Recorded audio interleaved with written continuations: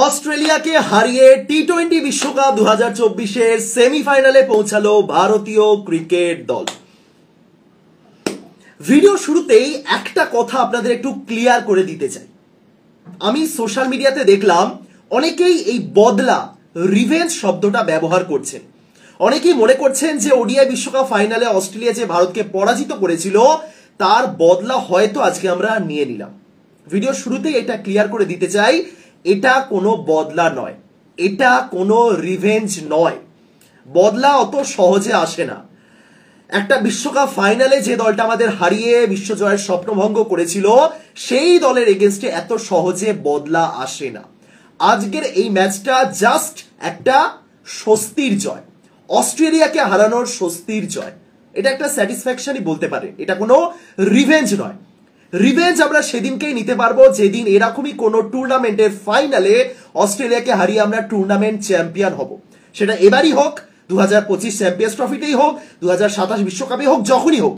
কিন্তু এই সুপার 8 ম্যাচটা বদলার ম্যাচ নয়, এটা একটা স্বস্তির জয়, এটা একটা শান্তির জয় যে আমরা অস্ট্রেলিয়াকে হারিয়ে সেমিফাইনালে পৌঁছেছি এবং অস্ট্রেলিয়াকে এমন একটা জায়গায় থামিয়ে দিয়েছি যেখান থেকে অস্ট্রেলিয়া কিন্তু বিদায়ও নিতে পারে, অস্ট্রেলিয়া কিন্তু সেমিফাইনালের স্বপ্নভঙ্গ হতে পারে। দারুণ জয়, দারুণ জয়। অস্ট্রেলিয়ার এগেনস্টে একটা সময় মনে হচ্ছিল যে না, হয়তো আর হলো না, আবারও ট্রাভিস হেড হেডেক হয়ে ভারতীয় দলকে আবারও বার করে দিলেন হয়তো।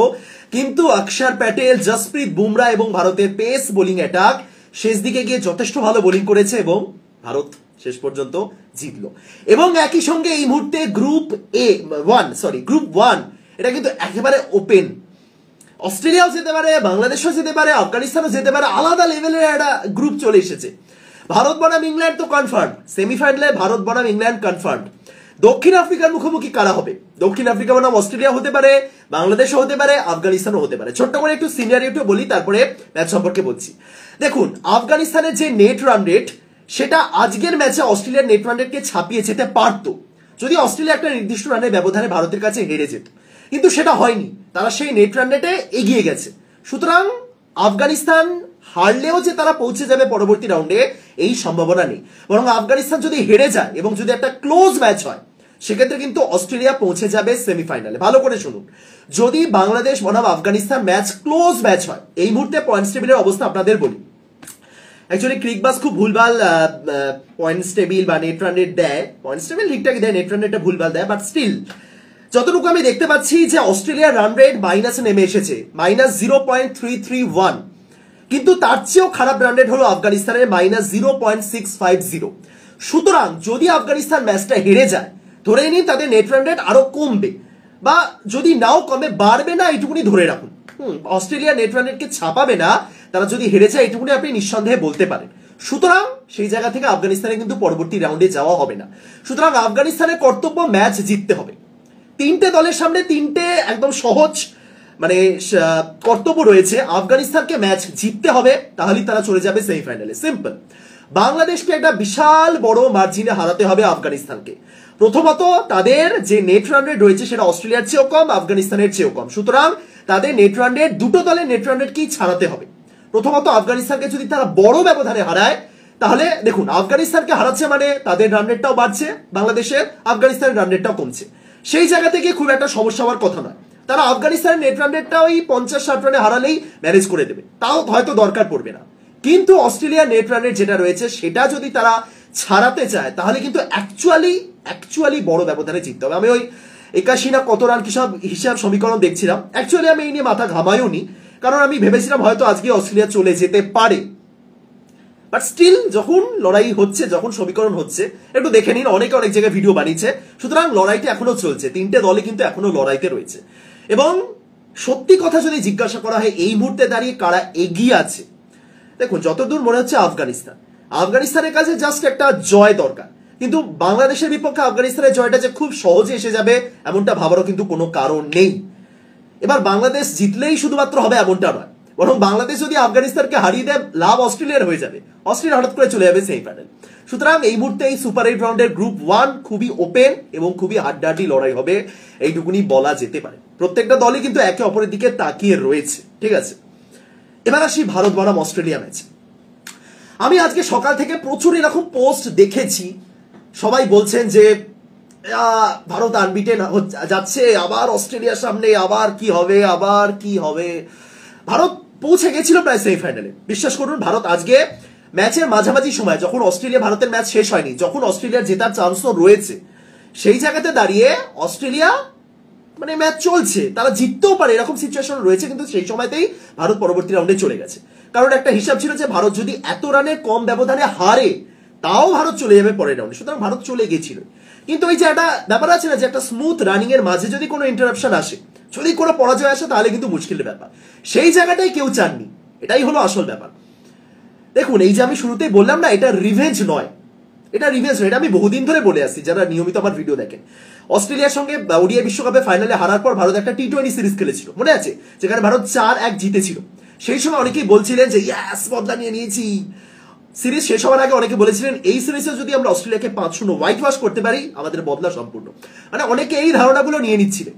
আবারও বলছি দাদা, বদলা এত সহজে আসে না, বদলা এত সহজে আসে না, বদলার জন্য অপেক্ষা করতে হয়।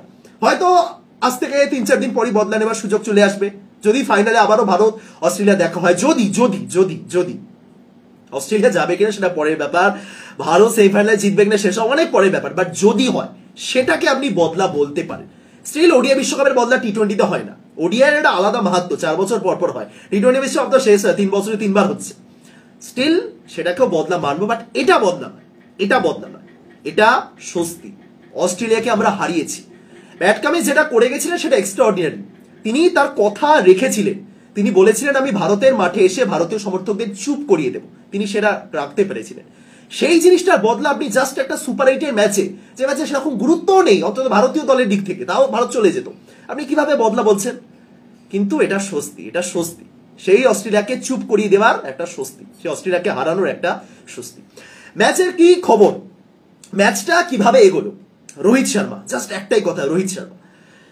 আমি যে কথাটা বলছি সেই কথাটা আপনি আমার সঙ্গে মনে মনে রিপিট করুন, এবং এটা হলো একটা চিরন্তন সত্য। আমি আগেও বলেছি, আজও বলছি, যেদিন রোহিত শর্মা ফর্মে থাকেন, বলুন, যেদিন রোহিত শর্মা ফর্মে থাকেন, সেদিন বিপক্ষ দলের বোলারদের কোনো কিছু করার থাকে না।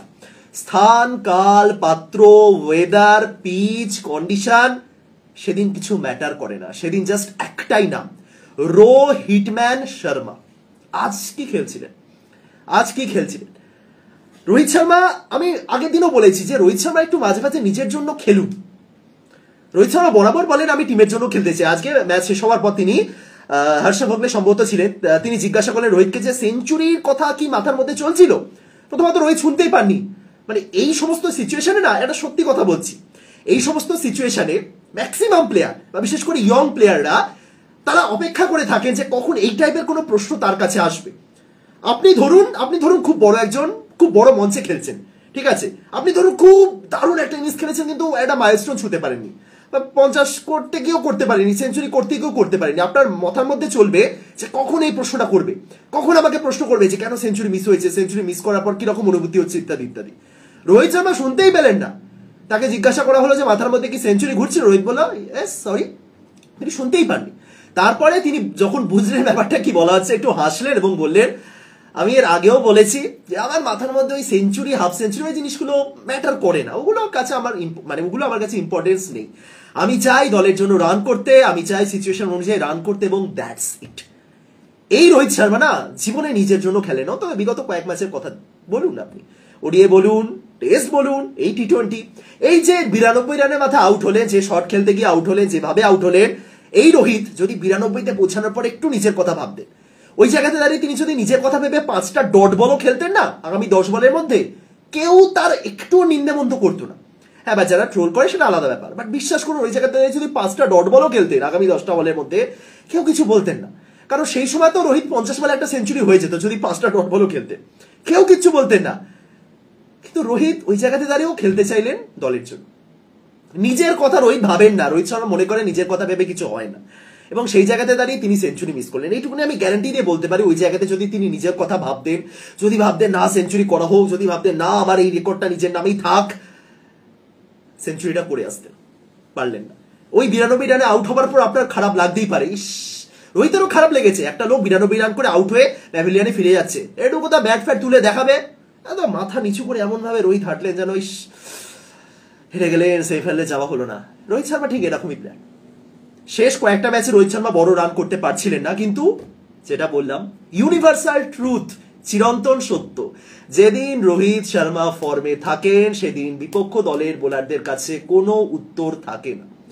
আফগানিস্তানের সঙ্গে ঠিক এই কথাটাই আমি বলেছিলাম। আফগানিস্তানের সঙ্গে যে আগে এই লাস্ট আফগানিস্তানের সঙ্গে টি-20 বিশ্বকাপের কথা বলছি না, আগে ওডিআই বিশ্বকাপে আফগানিস্তানের সঙ্গে রোহিত কি করেছিলেন মনে আছে হয়তো আপনাদের, না মনে থাকলে যান স্কোরবোর্ড দেখুন, কি খেলেছিলেন রোহিত দেখুন। রোহিত এরকমই well played man, Rohit Sharma well played, captain's knock, captain's innings, সামনে দাঁড়িয়ে থেকে লিডারশিপ পালন করা, লিডারশিপ মেনটেন করা, যেটাকে বলে রোহিত আজকে করে গেছে। Rohit Sharma man of the match হলেন, কিন্তু আমাকে যদি পার্সোনালি আপনি জিজ্ঞাসা করেন আজকের ম্যাচে ম্যান অফ দ্য ম্যাচ কে, আমি জাস্ট একটাই নাম বলবো, অক্ষর প্যাটেল। আপনি আমার সাথে তর্ক করতে পারেন, আমি প্রত্যেকটা তর্কে একদম পারফেক্ট কাউন্টার দেবো অক্ষর প্যাটেলের পক্ষে, প্রত্যেকটা কাউন্টার দেবো। অক্ষর প্যাটেল এমন একজন ক্রিকেটার যিনি আজীবন রবীন্দ্র জাদেজার ছায়াতে থেকে গেছেন, রবীন্দ্র জাদেজার ব্যাকআপ প্লেয়ার অক্ষর প্যাটেল। ও আচ্ছা, জাদেজার কি চোট রয়েছে তার জন্যই মেবি সুযোগ পেয়েছে। ইভেন সত্যি কথা বলছি, বিশ্বাস করুন, এই টি-20 বিশ্বকাপের স্কোয়াডটা ঘোষণার পর ভারতীয় সমর্থকদের মধ্যে 90% প্রশ্ন তুলেছিলেন যে একই টিমে কেন জাদেজা এবং অক্ষর রয়েছে।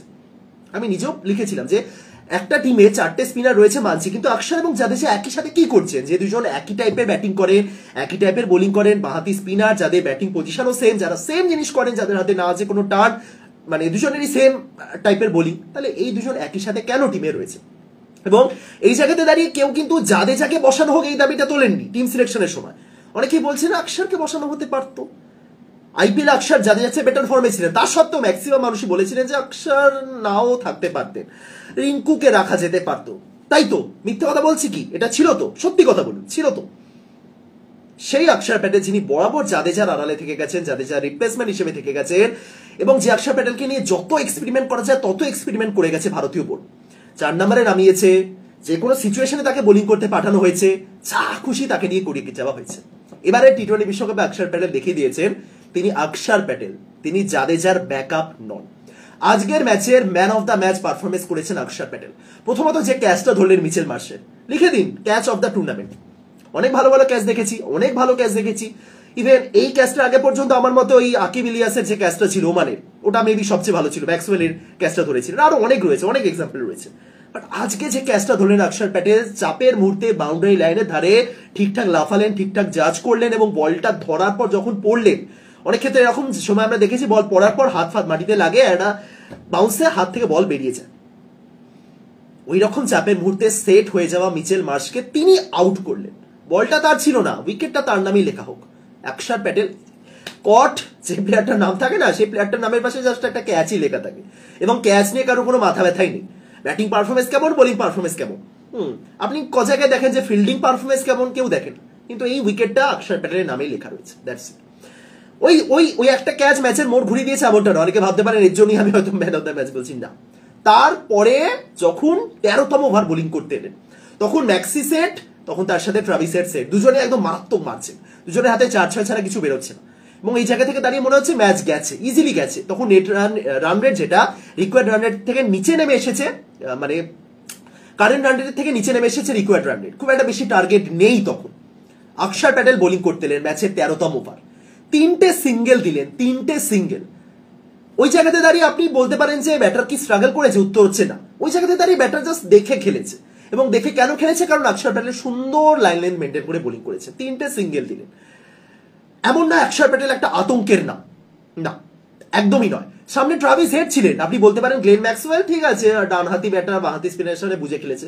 ট্রাভিস হেড রয়েছে, একজন বাঁহাতি স্পিনারের সামনে একজন বাঁহাতি ব্যাটার কি করতে পারেন, ট্রাভিস হেড কি করতে পারেন, সেটা আমরা সবাই দেখেছি।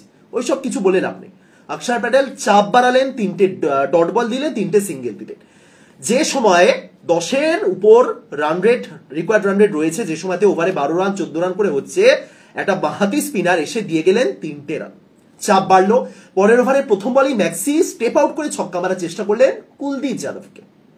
Bold bold. আপনি ওই জায়গাতে অক্ষরের প্রশংসা করুন এবং রোহিতের প্রশংসা করুন। ওই জায়গাতে যে কুলদীপকে আর একটা ওভার করিয়ে দেওয়া হয়েছে এটাও কিন্তু একটা মোক্ষম অ্যান্সার বলা যেতে পারে। ওই জায়গাতে হার্দিক পান্ডিয়াকে একটা ওভার দেওয়া যেতে পারতো, অবশ্যই পারতো। ওই জায়গাতে জাদেজাকেও আনা যেতে পারতো, কারণ একদিক থেকে একজন বাহাতি স্পিনার ধরে রেখেছে, অপর দিক থেকে আরেকজনকে ট্রাই করি। কুলদীপ এলেন, প্রথম বলটা দিলেন একদম একটু লেগ স্টাম্পের বাইরে দিয়েছিলেন, যেখানে থেকে বলটা পিচিং হলো। কুলদীপ তো একই কাজ করে যাচ্ছেন, বল ঠিকঠাক জায়গায় ফেলছেন এবং বল জাস্ট সোজা পড়ছে। এবং এই সবকিছুর পিছনে কারণটা হলো অক্ষর প্যাটেল। চাপ বাড়ালেন, ম্যাক্সি বুঝলেন যে না, একটা ওভার খেলেছি, আর এরকম করা যাবে না, এবার আমি মারি বোল্ড। ওখানেই ম্যাক্সি কি করতে পারেন, আগের দিনই তো আফগানিস্তানের এগেন্স্টে একা লড়ে গেছিলেন, মনে হচ্ছিল আবার এক পায়ে দাঁড়িয়ে ম্যাচ জিতিয়ে দেবেন। Maxi bowled. ওখানেই শেষ নয়। পরের ওভারে এলেন, মার্কাস স্টোয়নিসকে আউট করলেন। That's it. 3টে কাজ, একটা ক্যাচ, একটা সুন্দর ওভার, একটা আউট। মার্কাস স্টোয়নিসের উইকেট কতটা ইম্পর্টেন্ট বলার আলাদা করে কিছু দরকার নেই। অস্ট্রেলিয়ার এই যে মিডিল অর্ডারে যেখানে ম্যাথু ওয়েড বা টিম ডেভিড সেই রকম ম্যাচ উইনিং ইনিংসে খেলবেন সে ভরসাটা দিতে পারছেন না। স্টোয়নিস কিন্তু কাঁপিয়ে গেছেন, টুর্নামেন্টের এমভিপি, এখনো এমভিপি তালিকা 1 নম্বরে রয়েছে। গুরবাজ রয়েছেন কাছাকাছি, কিন্তু তার চেয়েও বেশি স্টোয়নিস, যেমন ব্যাট হাতে তেমনই বল হাতে, সেই স্টোয়নিসকে আউট করলেন। 3টে ওভার, মানে একটাতে সুন্দর 3টে সিঙ্গেল, একটাতে উইকেট, একটা ক্যাচ। অক্ষর Patel man of the match performance করেছে, একদম সেরা। রান ডিফেন্ড করার সময় এরকম ফিল্ডিং পারফরমেন্স, এরকম বোলিং পারফরমেন্স খুব একটা দেখা যায় না। অক্ষর প্যাটেল আজ যেটা করে গেছেন, স্যালুট। অক্ষর প্যাটেলকে সবাই বাপু বলে ডাকে, বাপু কিন্তু দেখিয়ে দিয়েছেন যে আর কি। ভারত ব্যাটিং এর সময়তে ভালো, যদি আমি ব্যাটিং নিয়ে বলি, তার সাথে সূর্যকুমার ভালো খেলেছেন, হার্দিক পান্ডে শেষ দিকে এসে ভালো খেলেছেন, ব্যাটিং তো ঠিকঠাকই হয়েছে। পিচ কিন্তু খুব কঠিন ছিল না যে অতিরিক্ত ক্রেডিট দিতে হবে, না। পিচ মানে 120 পিচ ছিল, সেখানে ভারত 200 করেছে, সেরকম টাইপের পিচ ছিল না। ব্যাটাররা ভালো প্রদর্শন করেছেন, ব্যাটিং সহায়ক ছিল। যে পিচে জসপ্রীত বুমরাকে 6 মারতে পারছেন ব্যাটাররা হেলায়, সে পিচে তো রান হবেই এমনটা আপনি ধরে নিতেই পারেন। এবং হেড যথেষ্ট চেষ্টা করেছেন, বাট শেষে বুমরাই তুলে নিলেন। এবং খুব একটা কঠিন ছিল না ভারতীয় বোলিং এর এই টোটালটা ডিফেন্ড করা, খুব একটা কঠিন ছিল না, বাট হয়ে যেতে পারতো, কারণ হেড দারুণ খেলছিলেন অক্ষর প্যাটেলের। এবং কুলদীপ অবশ্যই ভালো বোলিং করেছেন। কুলদীপ 4 ওভারে 24 রান দিয়ে 2টো তুললেন, অক্ষর প্যাটেল 3 ওভারে 21 রান দিয়ে একটা। জাদেজা প্রথম ওভারে এসে রান খেয়ে গেলেন।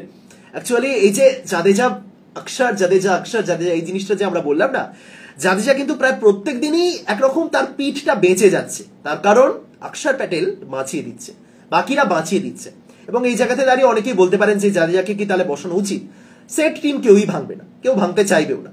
অনেকে বলতে পারেন যে কোহলি তো চলছে না, কোহলিকে নিয়ে কিছু বলার আছে অবশ্যই।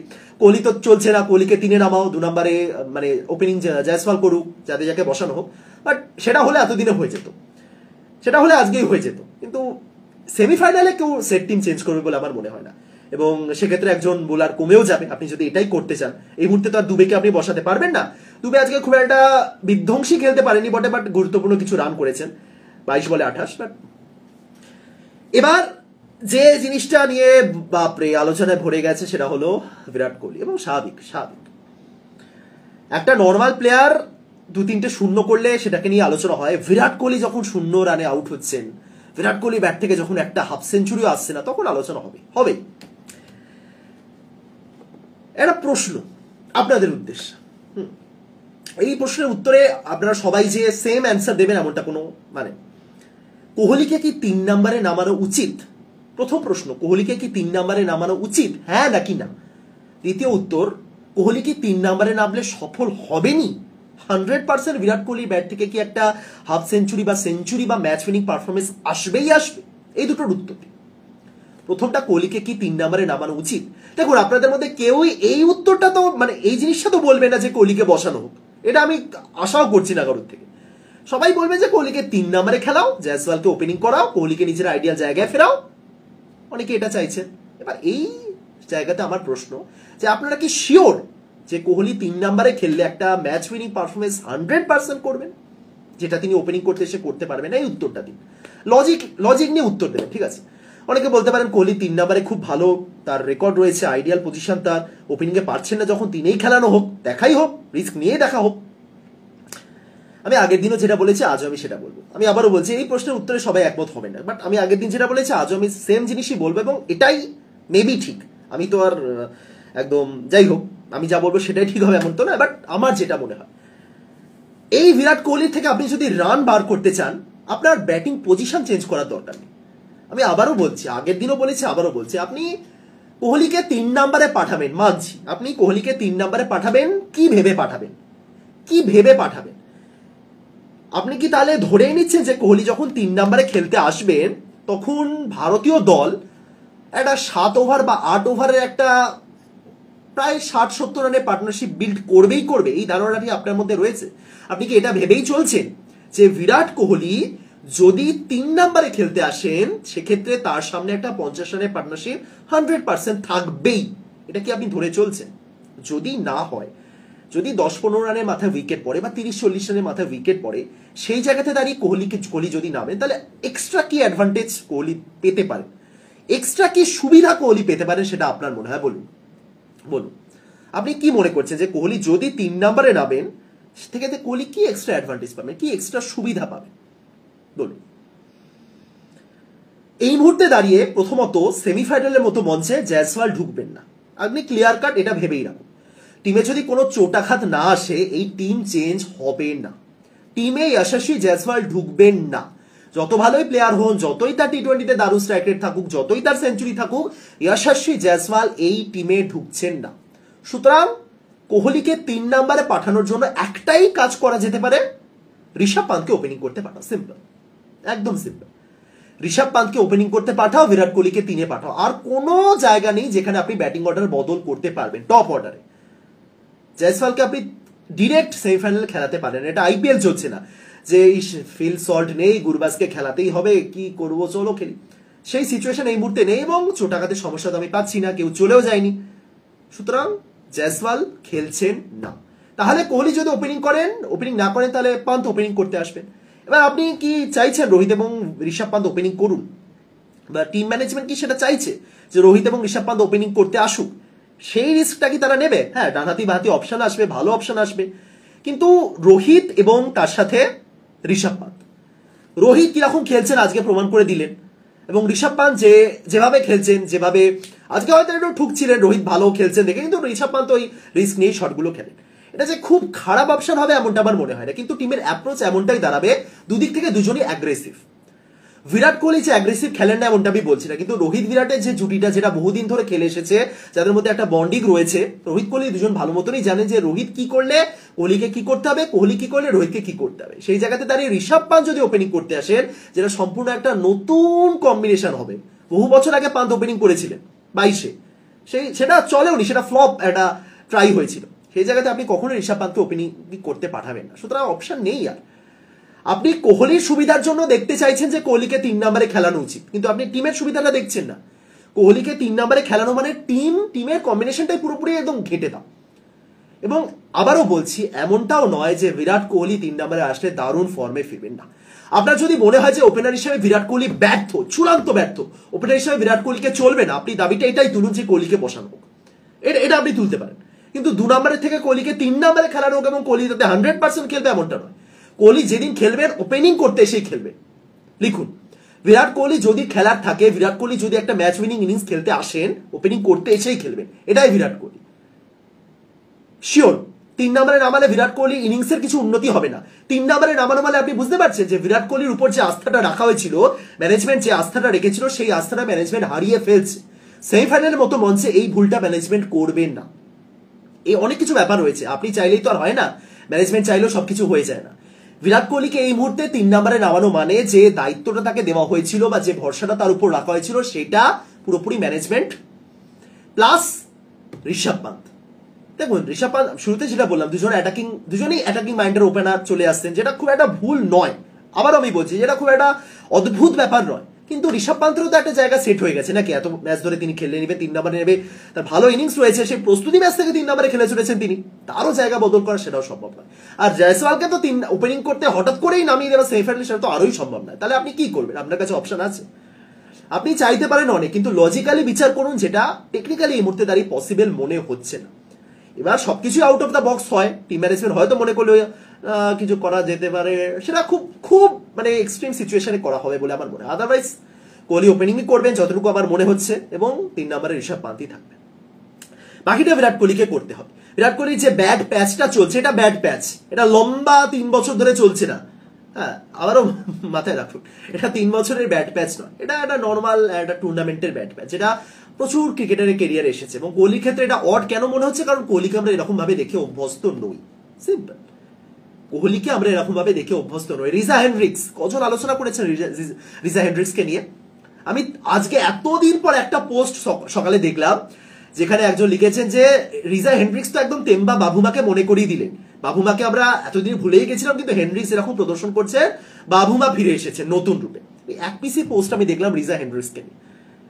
এটা বিশ্বের যে কোনো ক্রিকেটারই হন, যদি এরকম পারফরমেন্স হতো, তাদেরকে নিয়ে ওই কচিত কথাচিত 2-3টে পোস্ট হতো। বিরাট কোহলি এবং এটা অড, তার ক্ষেত্রে এই কারণে পোস্টগুলো হচ্ছে। হ্যাঁ, তবে এটা তো অবশ্যই মানতে হয় যে কোহলি সেই টাচে নেই, সেই কনফিডেন্সটা তার মধ্যে দেখতে পাচ্ছি না। রোহিত শর্মা আজকে যে জায়গা থেকে ওই শটগুলো খেললেন, সেটা কিন্তু কোহলি আউট হয়ে যাওয়ার পর তার মধ্যে সেই ভরসাটা ছিল, নিজের উপর সে আত্মবিশ্বাস ছিল যে না, তিনি পারবেন। একটা উইকেট পড়ে গেছে, চলো একদম ডিফেন্সিভ মাইন্ড হয়ে যায়, চলো ঋষভ পান্তকে ছেড়ে দিই। ঋষভ পান্ত এমনি ওরকম এমন ভাবে খেলেন যে সবার একদম হার্টবিট বেড়ে যায় না। রোহিত শর্মা নিজের উপর কনফিডেন্স ছিল তার, তিনি সেভাবেই খেলেছেন, দ্যাটস ইট। সুতরাং কোহলিকে নিয়ে আপনি ট্রোল করুন, সমালোচনা করুন, যা খুশি করুন, তার ব্যাটিং অর্ডার বদল করতে বলুন, যা খুশি বলুন, কিন্তু এই মুহূর্তে দাঁড়িয়ে বাস্তবতা এটাই যে কোহলি যদি সফল হতে চান, তার জন্য তাকে ব্যাটিং অর্ডার চেঞ্জ করার দরকার নেই। এত বছর ধরে কোহলিকে আমরা দেখেছি। আপনি যদি মনে করেন যে কোহলির মতন একজন ক্রিকেটার একটা নির্দিষ্ট পজিশনে আছে বলেই সে খেলতে পারছে না, যে পজিশনে সে অ্যাকচুয়ালি এত বছর ধরে খেলেছে আইপিএল এর মঞ্চে, যার এটাই ফিক্সড পজিশন ম্যাক্সিমাম ক্ষেত্রে, সেই প্লেয়ারটা ভারতীয় দলের জার্সিতে, আপনার মনে হতে পারে যে তিনি থাকলেই কোহলি ভালো খেলতেন। এটা মনে হওয়া স্বাভাবিক, না হওয়ার কিচ্ছু নেই ভাই। আপনার যদি মনে হয়, আমি কিচ্ছু বলবো না, আপনার মনে হতেই পারে, হওয়া উচিত যে কোহলি যদি 3 নম্বরে খেলতেন, এবং আমাদের মনে হওয়া স্বাভাবিক যে কোহলিকে আমরা 3 নম্বরে দেখে এসেছি, ওপেনিং করতে ব্যর্থ হচ্ছেন বলে আমরা প্রশ্ন তুলবো, অবশ্যই তুলবো, কিন্তু লজিক দিয়ে যদি ভাবি না, অতটাও সিদ্ধান্তটা বদল হওয়ারও কোনো সেরকম সম্ভাবনা আমি দেখছি না। এবং কোহলি 3 নম্বরে গেলেও যে একদম কনফিডেন্সের সঙ্গে দুর্দান্ত খেলবেন, এমনটা আমি দেখছি না। কোহলি যদি ভালো খেলেন, ওপেনিং করতে এসেই ভালো খেলবেন, 3 নম্বরে ভালো খেলবেন, 4 নম্বরে যেখানেই হোক ভালো খেলবেন, যদি সেটা তার দিন হয় এবং যদি তিনি ফর্মে ফিরে আসেন।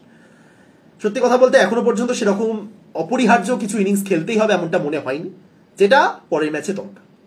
সুতরাং বিরাট কোহলিকে জাস্ট এটাই দেখতে হবে যে সামনে আর দুটো সেমিফাইনাল, যদি যেটি ফাইনাল, আর দুটো ম্যাক্স টু ম্যাক্স দুটো, আমি একটা ম্যাচই ধরে চললাম, সেটাকে তার একদম এটাই আমার আইডিয়াল ম্যাচ হওয়া উচিত, এটা ধরে নিয়ে খেলতে হবে।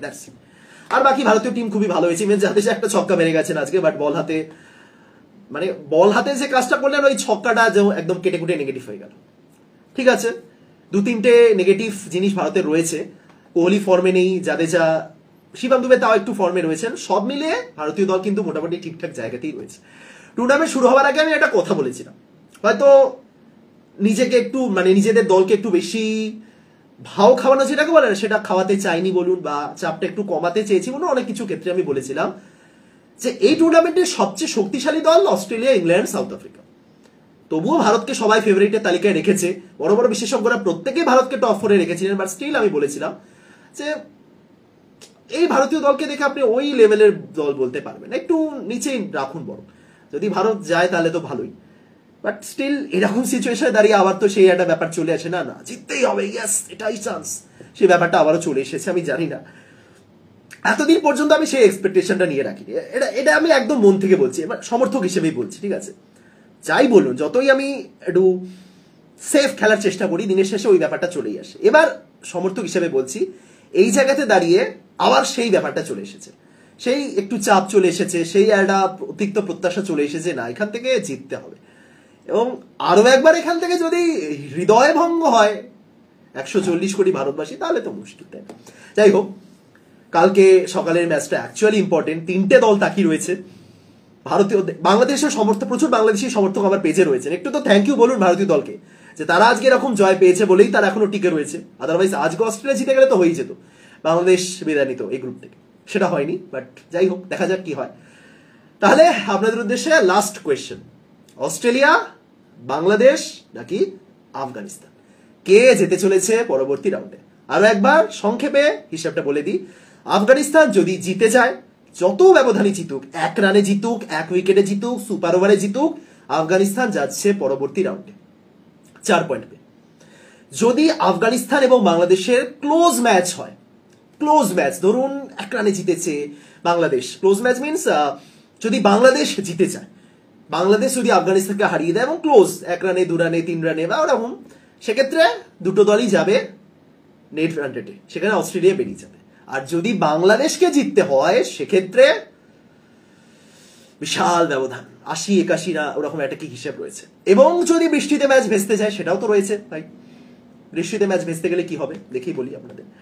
বৃষ্টিতে যদি ম্যাচ ভেস্তে যায় সেক্ষেত্রে আফগানিস্তান শেষ করবে 3 পয়েন্টে, বাংলাদেশ শেষ করবে 1 পয়েন্টে, অস্ট্রেলিয়া শেষ করবে 2 পয়েন্টে। অর্থাৎ আফগানিস্তানের জন্যই সুখবর, বৃষ্টিতে ম্যাচ ভেস্তে গেলেও তারা যাবে, তারা সামান্য ম্যাচ জিতে গেলেও যাবে। কিন্তু যদি হেরে যায় সেটা তাদের করা যাবে না। তারা যদি হেরে যায় নয় বাংলাদেশ নয়তো অস্ট্রেলিয়া, এবং সেক্ষেত্রে বাংলাদেশের চান্সটা খুবই কম। বাংলাদেশের আশা রয়েছে বাট ক্ষীণ আশা একদম।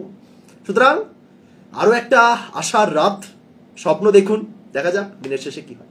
ভিডিওটা শেষ করছি, আশা করি সবাই ভালো আছেন, ভালো থাকুন। দেখা হচ্ছে সেমিফাইনালে, কালকেও ভিডিও বানাবো অবশ্যই। তাদের সবাইকে টাটা, গুড নাইট।